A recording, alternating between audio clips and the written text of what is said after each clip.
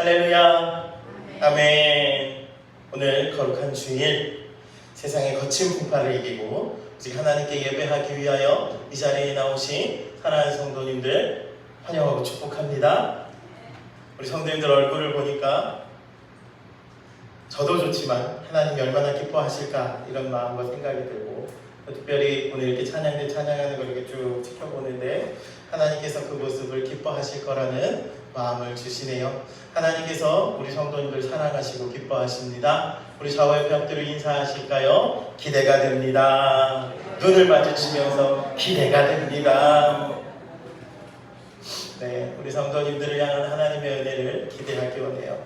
우리 지금 제가 몇 주째 저희 시리즈 설교를 하고 있잖아요. 하나님 앞에 우리가 어떤 존재들인지. 1주차에 아브라함에게 찾아오셔서 조건 없이 그를 택하시고 복이라 하신 하나님의 약속을 나눴고, 2주차에는 사기꾼으로 속이는 자로 자기 손에 움켜쥐고 살려고 했던 그 야곱을 하나님이 붙드시는 이스라엘로 삼으신 은혜를 나누었어요. 3주차에는 실패자로 광야의 목동으로 인생을 마감할 것 같은 모세를 찾아오셔서 함께하겠다고 약속하시고 그를 세우신 하나님의 약속을 나누었고, 지난 4주차에는 겁쟁이 기드온을 큰 농사라고 하시는 그 하나님의 은혜를 나누었어요. 오늘은 5번째 시간이에요. 하나님께서 다윗을 부르시며 다윗을 어떻게 택하셨는지를 말씀하시는 그 현장 가운데 오늘 우리가 말씀 속에 나아가기 원합니다. 우리가 살아가는 세상은요, 냉정해요. 세상은 언제나 눈에 보이는 것으로 사람의 점수를 매기고 가치를 말하고 또 등수를 가립니다. 학벌이 어떠한지, 다니는 직장이 어디인지, 사는 곳은 어디이고 통장 잔고는 얼마인지, 심지어는 외모도 그 사람을 평가하는 기준이 되고, 그가 갖고 있는 스펙이 어떠한지에 따라 그 기준에 합하면 성공한 인생이라고 부르고 인정하지만, 그 기준에 미치지 못하면 실패한 인생인 것처럼, 하찮은 인생인 것처럼 평가합니다. 이러한 세상 속에 살다 보니까 현대인들이, 그리고 심지어 우리 그리스도인들까지 눈에 보이는 조건으로 스스로를 평가합니다. 그러니 그 기준에 맞지 않으면 작은 자처럼, 별 볼 일 없는 자처럼 낮은 자존감으로 살아가지요. 그런데 오늘 본문의 말씀은요, 우리에게 세상의 가치관을 정면으로 뒤집는 완전히 다른 하나님의 평가 기준과 하나님의 약속을 말씀합니다. 오늘 본문은 어떤 내용이지요? 이스라엘 왕국이 영적인 위기 상황이 되어, 왜냐? 이스라엘의 첫 번째 왕이었던 사울이 하나님 처음 택하셨을 때만 해도 겸손한 자로 하나님 앞에 왕권을 받고 시작하는데, 왕 위에 오른 후에 교만해지고 그가 심지어 어떻게 해요? 그를 세우신 하나님의 말씀에 불순종합니다. 결국 하나님이 어떻게 하세요? 사울을 세우신 것을 어떻게 하셨다? 후회하셨다. 성경에 보면 하나님은 후회가 없으신 분이라고 하셨는데, 오죽하면 하나님이 후회하셨다라는 표현을 쓰셨을까. 그리고 결국 그를 버리시기로 작정하시죠. 그리고 하나님의 마음에 맞는 새로운 왕을 기름 부어 세우시기 위해 사무엘 선지자를 부르셔서 그를 어디로 보내세요? 베들레헴 이새의 집에 보내세요. 사무엘이 이새의 집에 도착해서 이제 함께 제사드리자, 예배드리자 하며 이새의 아들들을 불러오라고 합니다. 꼭 그런 것 같아요. 요즘에 보면 신방, 목사님 신방 와서 식구들 다 모이는 것처럼 사무엘이 그 집에 왔으니 그 집이, 이새의 집이 지금 거의 뭐 난리였겠죠. 잔치집이었겠죠. 가장 먼저 첫째 아들 엘리압이 들어옵니다. 6절 말씀을 볼까요? 그들이 오매 사무엘이 엘리압을 보고 마음에 이르기를 여호와의 기름 부으실 자가 과연 주님 앞에 있도다 하였더니, 사무엘이 엘리압 보자마자 저 사람이다, 바로 기름 부은 자가 왔네 한 거예요. 하나님이 나를 보내신 게 저 엘리압을 기름 부으라고 보내셨구나 했다고요. 이 정도 풍채와 외모는 되어야 왕이지 했어요. 사무엘이 무엇 보았다고요? 7절 말씀에 보면 그의 용모와 키를 보지 말라 하나님이 말씀하세요. 즉 사무엘이 엘리압의 용모와 키를 본 거예요. 딱 보는데 그 겉모습, 그러니까 가지고 있는 외적인 모습이 정말 왕이구나 싶었다는 말이에요. 여러분, 사무엘이 누구예요? 평생 하나님의 사람으로 기도로 살았던 사람이에요. 어릴 적부터 구별된 사람으로. 그의 말이 하나도 땅에 떨어지지 않을 정도로 영성이 깊었던 위대한 선지자예요. 그런데 그 대단한 사무엘이 첫째 엘리압의 무엇을 보았다고요? 훤칠한 키, 늠름한 체구, 잘생긴 용모. 그리고 그것 보자마자 거기에 혹 빠졌어요. 이것이 인간이 가진 치명적인 한계예요.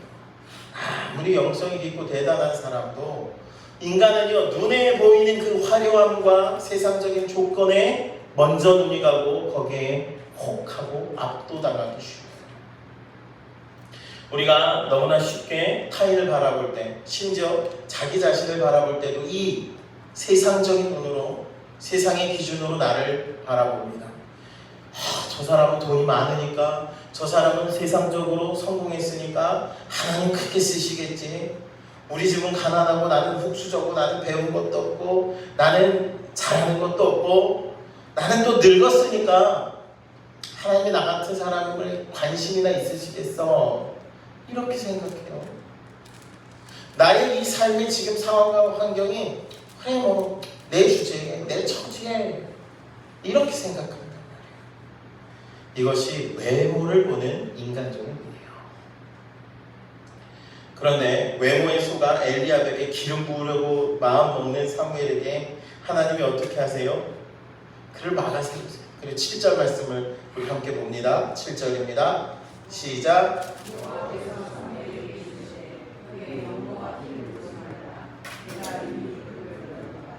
내가 보는 것은 사람과 같이 아니하니 사람 외모를 보거니와 나 여호와는 중심을 보느니라 하시더라. 아멘. 하나님 말씀하세요. 그 겉모습 보지 말라. 버렸다, 택하지 않았다 이런 의미예요. 그리고 하나님이 무엇 보신다고요? 중심을 보시네요. 이 말씀이요, 놀라운 은혜의 말씀이요, 복음의 말씀이요. 사랑하는 우리 성도님들, 만약 하나님도 세상처럼 우리의 외모와 스펙과 조건을 보신다면, 그렇게 택하신다면 오늘 이 자리에 계신 우리 성도님들 중에 하나님께 선택받을 만한 사람 누가 있으실까요?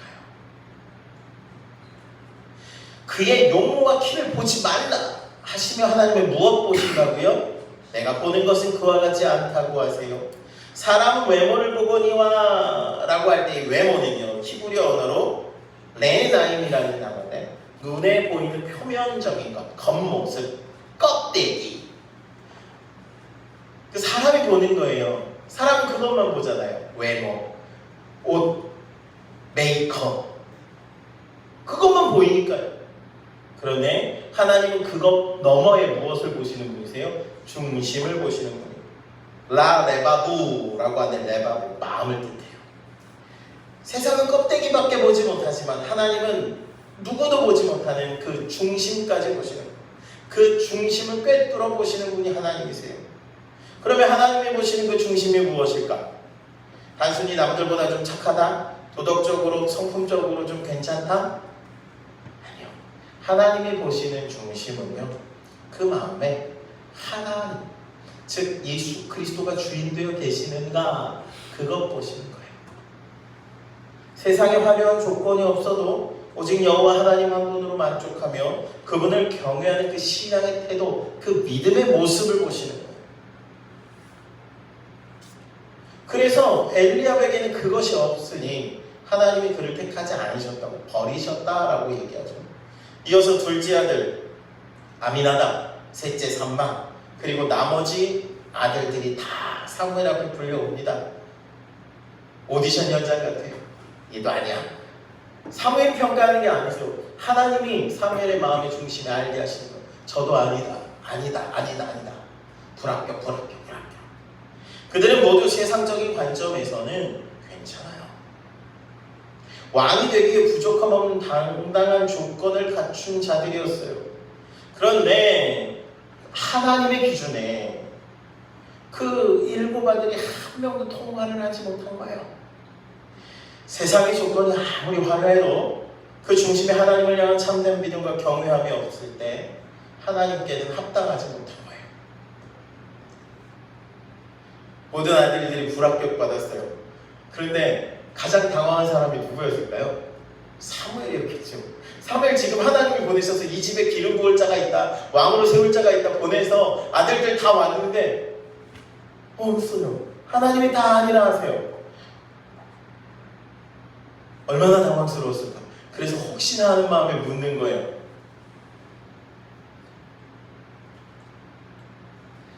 11절에 또 사무엘이 이새에게 이르되 내 아들들이 다 여기 있느냐. 무슨 말이에요? 이게 끝이냐는 얘기예요. 사무엘의 심정에는 이게 끝이면 안 되는 거예요. 왜요? 아직 하나님이 택하신 자가 오지 않았잖아요. 그때 이새가 대수롭지 않게 대답합니다. 이렇게 대답하죠. 이새가 이르되 함께 읽습니다. 시작. 아직 막내가 남았는데 그는 양을 지키나이다. 사무엘이 이새에게 이르되 사람을 보내어 그를 데려오라. 그가 여기 오기까지는 우리가 식사 자리에 앉지 아니하겠노라. 아멘. 자, 이새의 대답 속에 이 말씀 속에 담겨져 있는 그 영적인 뉘앙스를 우리 성도님들이 읽으실 수 있습니다. 이새가 뭐라고 대답해요? 아직 막내가 남았는데 그는 양을 지키나이다. 아들인데 그 중요한 자리에 부름받지 못한 아들이 하나 남아있는 거예요. 막내라는 단어는 하카탐이라는 히브리어인데 순서적으로 맨 마지막에 태어났다라는 그것을 넘어서 가장 작고 가장 미미하다. 그래서 어떤 의미까지 있냐면 하찮고 쓸모없는 자라는 의미예요. 그러니까 지금 아들들 다 불러오는데 그 아들은 부르지 않는. 자, 우리 성도들 이걸 잘 기억하셔야 돼요. 아들이 8이나 있어요.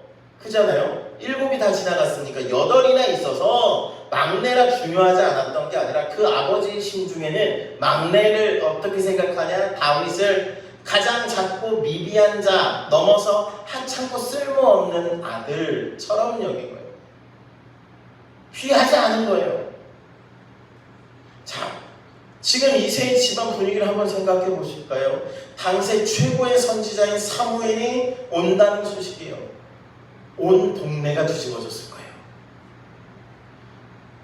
이새의 가문의 영광스러운 일이었을 거예요. 온 집안이 청소를 하고 가장 좋은 옷을 입혀 아들들을 대기시킵니다. 마치 군대에 사단장 오는 것처럼 막 그렇게 준비하고 있는데 그 자리에 누가 없어요? 막내가 없어요. 그 중요한 자리에 막내는 부를 의미가 없는 거예요. 안 불러도 괜찮아요. 막내 다윗은 그런 존재였다고요. 집에서.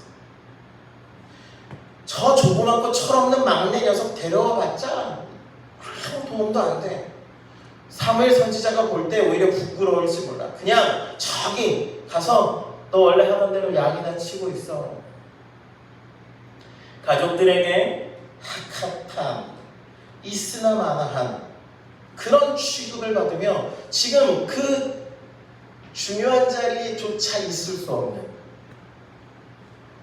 그게 다윗이에요. 집안에서는 잔치가 벌어져 웃음소리가 들리는데 다윗은 그 외로운 들판에 홀로 양을 지키고 있어야 하는 거죠. 아버지의 기준에, 세상적인 기준에 막내, 하찮고 별 볼 일 없는 존재, 여기 없어도 되는, 아니 여기 어울리지 않는 존재라고 아버지 기준으로 평가하고 부르지 않았다. 그런 다윗의 마음은 외로움, 소외감,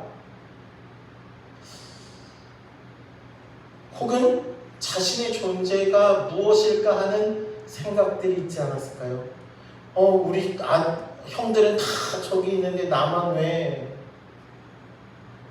그런데요, 인간 아버지는 다윗을 그렇게 하찮게 여기고, 아니 심지어 다윗의 존재 자체를 지금 잊어버리고 있을지 몰라요. 그래서 사무엘이 아들들을 불러오라 했을 때 아예 다윗은 그 자리에 있지도 못해. 그런데 전능하신 하나님 아버지는 그 다윗을 잊지 않으셔요. 그래서 사무엘에게 말씀하시는 거예요. 사무엘을 통해 말씀하시는 거예요. 사람을 보내어 당장 그를 데려오라. 그가 이 자리에 오기 전까지 우리가 식사하지 않을 거예요. 그가 이 자리에 오지 않으면 아무것도 하지 않을 거라고. 이것이 우리를 향하신 하나님의 주권적인 위로와 사랑인 줄 믿으시기 원합니다. 하나님은요, 세상을 거들떠보지 않고 별 볼 일 없고 하찮게 여기는 그렇게 소외시킨 그런 자를 기어이 찾아내시는 분이에요. 그래서 그를 부르시는 분이 하나님이세요. 하나님의 은혜의 내더는요, 들판 구석에 숨겨진 별 볼 일 없는 자 취급받던 막내 다윗을 정확히 찾아내시더라고요. 사랑하는 우리 성도님들, 지금 이 자리에 예배하고 계신 우리 성도님들 중에도 나는 가정에서도 직장에서도 사회에서도 별 볼 일 없는 존재야. 나는 핫핫한 그다음 막내 아들 같아. 내 인생은 이렇게 들판에서 잊혀지는 것 아닐까 하며 남몰래 눈물 흘리시는 분들도 계실지 몰라요. 그러나 우리 성도님들, 세상이 여러분들을 혹 그렇게 판단하고 혹 그렇게 잊어버렸을지라도 중심을 보시는 하나님께서 결코 우리를 잊지 않으시고 우리를 찾아내시는 줄 믿으시기 원합니다. 그래서 하나님은 우리를 찾아내어 은혜의 보좌 앞으로 우리를 불러내시는 그 아버지 되심을 절대로 잊지 않는 은혜가 우리 성도님들 안에 있기 원합니다. 마침내 들판에서 그렇게 양치고 있던 다윗이 그 자리에 불려옵니다. 12절에 보니까 이에 사람을 보내어 그를 데려오매. 그가 어땠다고요? 다윗을 표현하는 표현을 잘 보세요. 그의 빛이 붉고 눈이 빼어나고 얼굴이 아름답더라.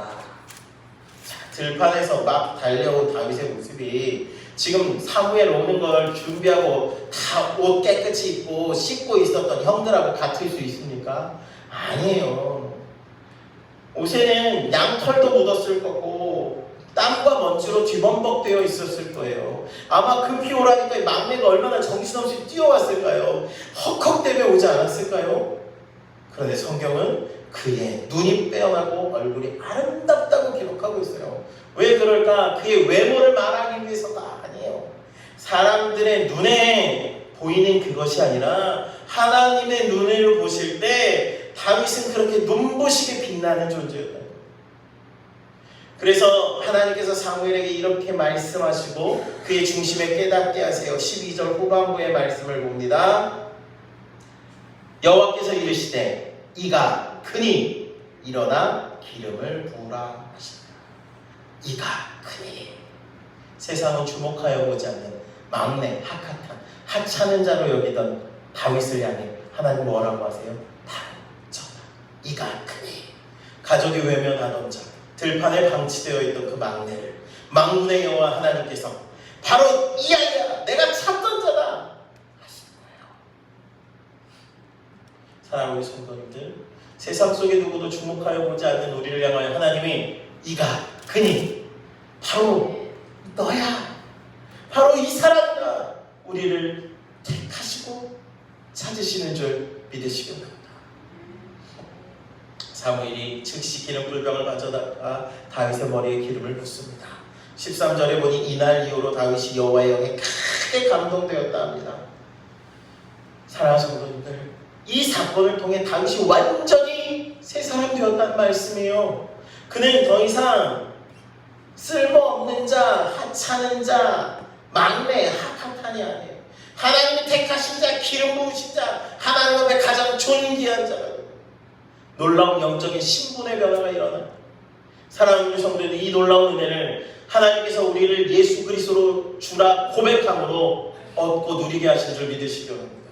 우리에게 이와 같은 일이 동일하게 일어났어요. 그래서 베드로전서 2장 9절 말씀에 우리를 뭐하라 말합니까? 너희는 택하신 족속이요 왕같은 제사장들이요 거룩한 나라요 그의 소유가 된 백성이요.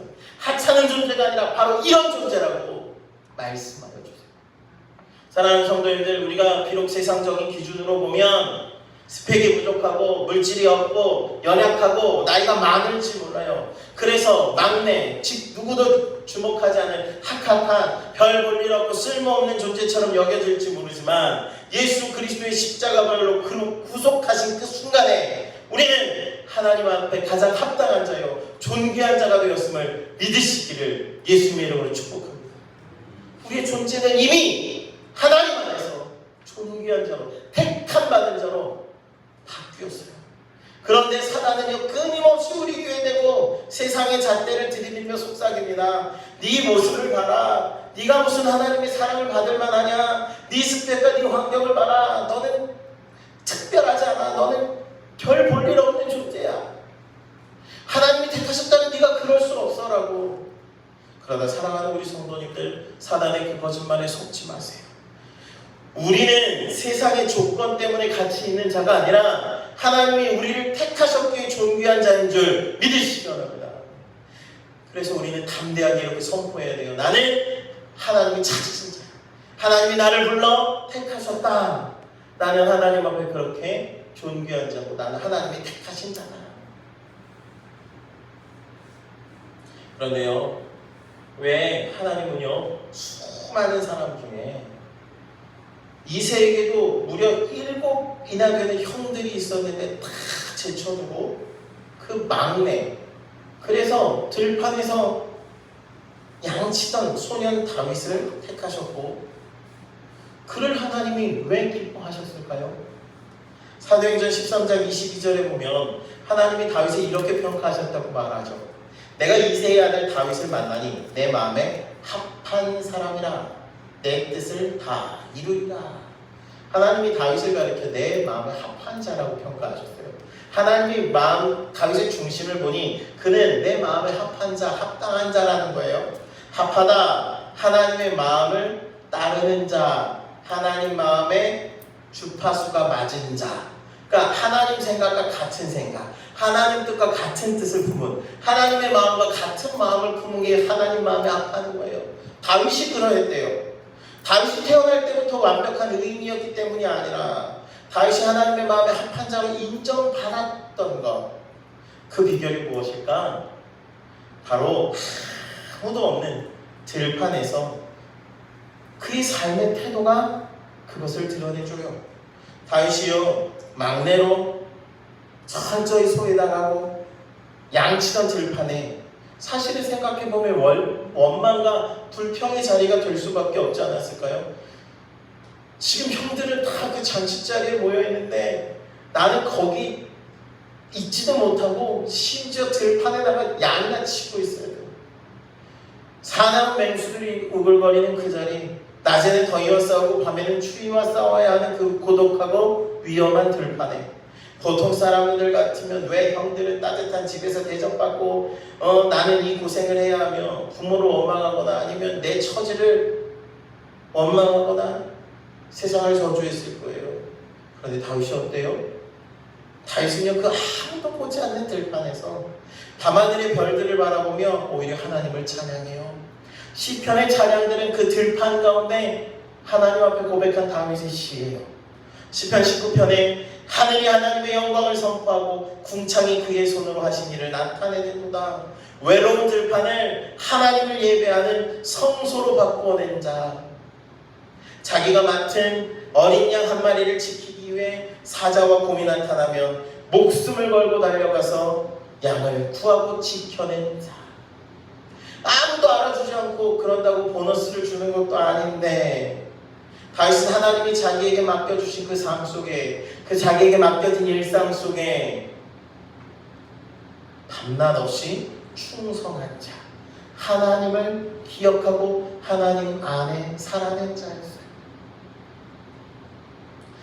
그것이 하나님께서 보시기에 좋았던 중심이요 하나님 마음에 합한 자의 모습이에요. 사랑하는 성도님들, 우리도 하나님께서 그렇게 우리를 주권적인 은혜로 택하셔서 하나님이 택하신 자, 존귀한 자 되었다면 우리의 삶의 방향도 명확해져야 합니다. 하나님 마음에 합한 자로 살아갈 수 있어야 할 거예요. 하나님 마음에 합한 자로 살아간다는 것이 거창하고 대단하고 위대한 일처럼 느껴지지만 작은 것부터 하나님은 그것을 보시고 받으세요. 우리의 삶에 주어진 삶의 자리, 그 들판과 같은 그 자리, 아무도 알아주지 않고 때로는 외롭고 고단한 그 일상의 자리에서 다윗처럼 하나님을 예배하는, 남편으로 아내로 직장인으로 학생으로 아무도 보지 않는 골방에서조차 하나님을 경외하며 나에게 맡겨주신 그 일에 충성을 다하고 그것을 통해 하나님의 영광을 드러내는 삶을 사는 것, 그것이 하나님의 마음에 주파수를 맞추는 하나님 마음에 합한 삶의 모습이 되는 줄 믿으시기 바랍니다. 우리 성도님들, 원망과 불평의 조건을 찾자면 끝이 없는 세상입니다. 그러나 세상의 평가에 기죽지 마시고 나를 찾아내신 하나님의 은혜에 감사하시며 우리 매일의 삶을 하나님 기뻐하시는 예배의 삶으로, 우리의 중심을 나를 택하신 그 하나님을 향하여 감사함으로 드러내시는 귀하고 복된 삶이 되시기를 예수님의 이름으로 축복합니다. 이제 말씀을 맺습니다. 사랑하는 우리 열방교회 성도님들, 세상의 눈에는, 그 눈에 보이는 기준에는 우리가 막내, 별 볼 일 없는 학학탄처럼 보여질 수 있지만 중심을 보시는 만군의 여호와 하나님의 눈에는 우리의 껍데기가 아닌 우리의 마음을 보시기에 우리로 하나님 마음에 합한 자라 택하시고 존귀하게 하시는 줄 믿으시기 바랍니다. 세상이 나를 몰라주고 나를 외면하여 들판에 하찮은 자, 학학탄처럼 여길지라도 우리를 사랑하신 하나님은 그 불꽃 같은 눈동자로 우리의 삶의 그 자리에 우리를 찾아오셔서 우리를 찾아내시고 우리를 부르셔서 우리를 택하셔서 하나님이 택하신 자로 존귀한 자로 삼으시는 줄 믿으시기 바랍니다. 그것에 우리의 정체성이 있어요. 나를 부르신 그 하나님이 나를 택하시고 부르셨다. 내가 누구예요? 나는 부름받지 못한 자, 그 자리에 초대받지 못한 막내가 아니라 하나님이 불러 택하신, 하나님이 택하신 자예요.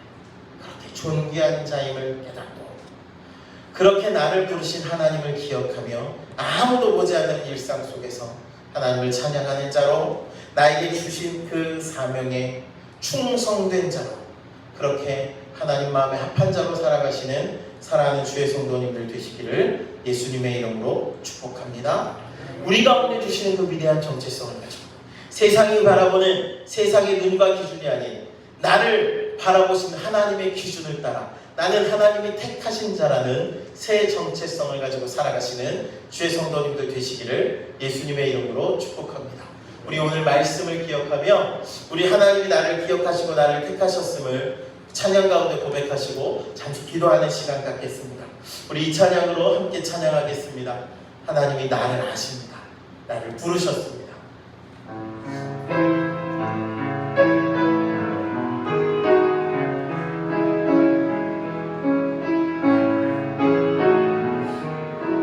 나를 지으신 주님, 나를 지으신 주님, 내 안에 계셔 처음부터 내 삶은 그의 손에 있었죠. 내 이름 아시죠. 내 모든 생각도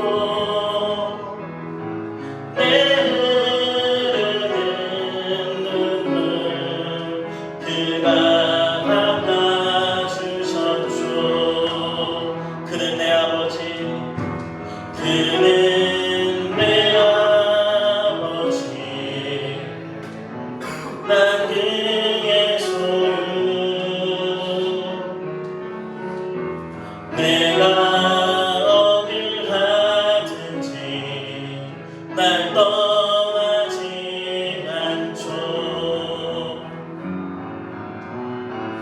내 이름 아시죠. 내 모든 생각도 아빠 부르는데 그가 들으시죠. 내 이름 아시죠. 내 이름 아시죠. 내 모든 생각도 내 모든 생각도 아빠라 부르는데 아빠 부르는데 그가 들으시죠.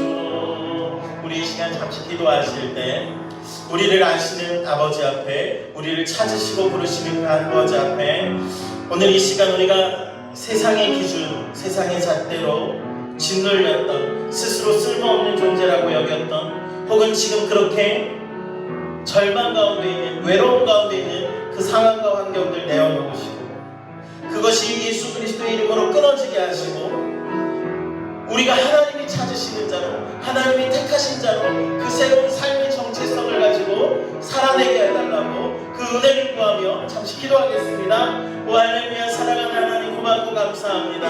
하나님, 아무도 나를 찾지 않는 핫핫한 그 별 볼 일 없는 존재인 줄 알았는데 세상의 기준이 아니라 하나님은 하나님의 기준으로 우리의 중심을 보시고 나를 택하셔서 하나님 마음에 합한 자라 그가 바로 너다라고 우리를 택하시고 부르십니다. 하나님, 그렇게 우리를 구원하셨고 그렇게 우리를 택하셨습니다. 하나님, 그 은혜를 우리가 알게 하여 주시옵소서. 하나님, 세상의 기준으로 나를 보지 않게 하시고 하나님이 나를 바라보시는 그 기준으로 바라보게 하시며 하나님, 세상 가운데 좌절하고 절망하고 낮아지고 작아졌던 우리가 하나님 앞에 존귀한 자로, 하나님이 택하신 자로의 정체성을 회복하여 그 은혜와 믿음 안에 살아내게 하여 주시옵소서. 하나님이 그렇게 우리를 부르시고 택하셨으니 그 은혜에 합당한 믿음의 삶을 살아내도록 그런 은혜를 허락하여 주시옵소서. 역사하여 주시옵소서. 할렐루야. 사랑하는 하나님, 고맙고 감사합니다. 하나님, 세상의 기준으로, 세상의 눈으로 겉껍데기만 보며 별 볼 일 없는 존재처럼 그렇게 사단에게 속고 스스로 작아졌던 우리에게, 누구도 찾아주지 않았던 그 하찮은 존재인 나에게 찾아와 택하시고 부르셔서 너는 내가 택한 자라, 존귀한 자라 하시며 하나님 안에, 하나님 마음에 합한 자로 살아가게 하시니 감사합니다. 우리가 이렇게 하나님 앞에 택함받은 거룩한 존재 되었으니 그 은혜에 합당한 삶을 살아내도록 그런 은혜를 허락하여 주시고 한 주간 동안 세상에 살면서 사단에 속지 않고 세상의 기준에 키 기울이지 않고 하나님 은혜로 담대한 믿음으로 살아낼 수 있도록 우리 사랑하는 성도님들의 삶을 지키시고 인도하여 주시옵소서. 나는 하나님이 택하신 자라는 거룩한 정체성을 회복하여 그 은혜 안에 감사하며 살아내도록 역사하여 주시옵소서. 감사드리며 예수님 이름으로 기도드립니다.